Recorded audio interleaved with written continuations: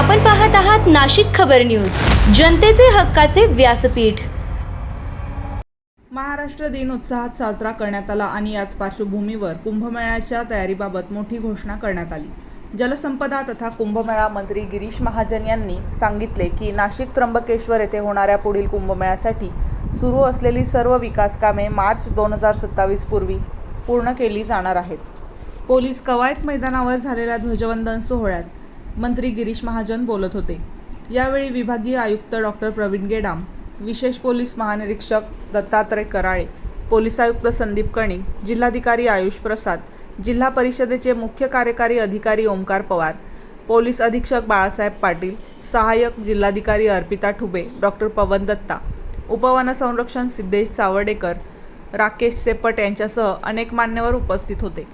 मंत्री महाजन यांनी उन्नत नाशिक अभियान अंतर्गत स्वच्छ व सुंदर हरित नाशिक घडवण्यासाठी लोकसहभागाची आवश्यकता अधोरेखित केली। गोदावरी नदी बारमाही प्रवाही ठेवण्यासाठी विविध योजनांची अंमलबजावणी सुरू असल्याचे त्यांनी सांगितले। पाण्याचा काटकसरीने वापर करण्याचे आवाहन करत त्यांनी संभाव्य एल निनोचा परिणाम लक्षात घेऊन जलसंधारण आणि पाणी व्यवस्थापनावर भर देण्यात येणार असल्याचे स्पष्ट केले। खरीप हंगामासाठी शेतकऱ्यांना बियाणे व खतांची टंचाई भासू नये यासाठी कृषी विभागाला दक्ष राहण्याच्या सूचना देण्यात आल्या आहेत। कार्यक्रमात लान्स नायक संतोष वसंत खिरकाडे यांना 5 लाख रुपयांचा धनादेश देण्यात आला। तसेच स्वप्नील छगन पालवी यांना आदर्श ग्राम महसूल अधिकारी पुरस्कार, तर मंजुषा डहाळे, विद्या चिपळूणकर आणि शोभा पवार यांना पुण्यश्लोक अहिल्यादेवी होळकर पुरस्कार प्रदान करण्यात आला।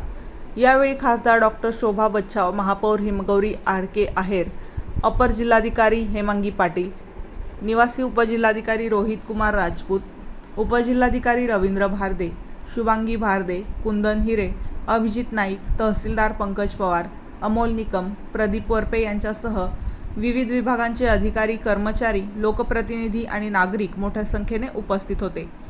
दरम्यान विभागीय आयुक्त कार्यालयातही डॉक्टर प्रवीण गेडाम यांच्या हस्ते ध्वजवंदन करण्यात आले।